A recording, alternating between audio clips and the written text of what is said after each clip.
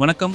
HKS voice media நேயர்களே, தமிழகத்தின் 17வது சட்டமன்ற பேரவையின் முதல் கூட்டத்தொடர் இன்று ஆளுநர் RV அர்லேகர் உரையுடன் மிக பிரம்மாண்டமாக தொடங்கியிருக்கிறது.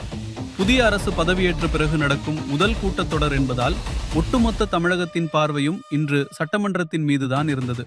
ஆனால் ஆளுநர் உரை முடிந்த கையோடு செய்தியாளர்களை சந்தித்த சட்டமன்ற எதிர்க்கட்சி தலைவர் உதயநிதி ஸ்டாலின் முதல்வர் விஜய் தலைமையிலான அரசை அக்குவேறு ஆணிவேராக விமர்சித்து தள்ளியிருக்கிறார்.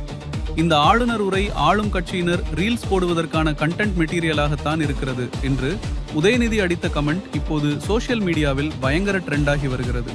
TVK அரசை காப்பி பேஸ்ட் அரசு, ஸ்டிக்கர் அரசு என்று உதயநிதி விமர்சிக்க காரணம் என்ன? ஆளுநருக்கும் TVKவிற்கும் இடையே உள்ள இணக்கமான சூழல் எதை உணர்த்துகிறது? முழு விபரத்தையும் இந்த வீடியோவில் அலசுவோம். இன்று காலை 10 மணிக்கு தமிழ்த்தாய் வாழ்த்துடன் தொடங்கிய கூட்டத்தொடரில் ஆளுநர் அர்லேகர் தனது உரையை வாசித்தார். சுமார் 39 நிமிடங்கள் நீடித்த இந்த உரையில் அவர் அண்ணா, பெரியார், காமராஜர், அம்பேத்கர் ஆகியோரின் பெயர்களை குறிப்பிட்டு பேசினார். இதில் மிக முக்கியமான விஷயம் என்னவென்றால், அரசு தயாரித்து அளித்த உரையை ஆளுநர் ஒரு வார்த்தை கூட மாற்றாமல் அப்படியே வாசித்ததாக தெரிகிறது. இதைத்தான் உதயநிதி ஸ்டாலின் தனது விமர்சனத்தில் முதல் பாயிண்டாக கையில் எடுத்திருக்கிறார். திமுக ஆட்சியில் அரசின் உரையை ஆளுநர் முழுமையாக படித்ததே இல்லை, பல திருத்தங்களை செய்வார். ஆனால் இன்று TVK அரசு தயாரித்த உரையை ஒரு வரி கூட மாற்றாமல் ஆளுநர் படித்துள்ளார். இதிலிருந்தே TVK-பாஜக இடையே ஒரு இணக்கமான சூழல், அண்டர்ஸ்டாண்டிங் இருக்கிறதோ என்ற சந்தேகம் அனைவருக்கும் எழுந்துள்ளது என்று ஒரு புதிய அரசியல் விவாதத்தை கிளப்பியிருக்கிறார் உதயநிதி. தொடர்ந்து பேசிய உதயநிதி இந்த ஆளுநர் உரையை முரண்பாடுகளின் மொத்த உருவம் என்று வர்ணித்துள்ளார்.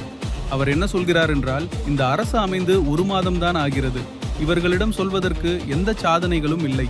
இந்த உரையில் அவர்கள் அறிவித்திருக்கும் திட்டங்கள் எல்லாமே கடந்த திராவிட மாடல் அரசின் திட்டங்கள் தான். சுருக்கமாக சொன்னால் இது ஒரு காப்பி பேஸ்ட் அரசு, ஸ்டிக்கர் அரசு.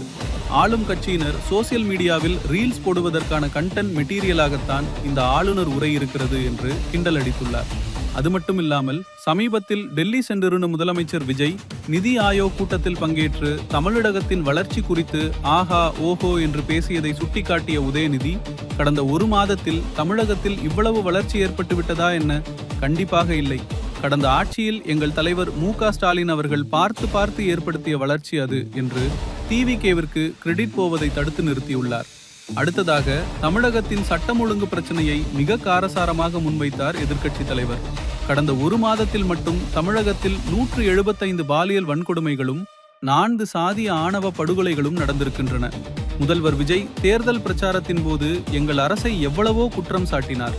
ஆனால் இப்போது அவரது ஆட்சியில்தான் குற்றங்கள் மலிந்து போயிருக்கின்றன என்று புள்ளி விவரங்களை அடுக்கினார்.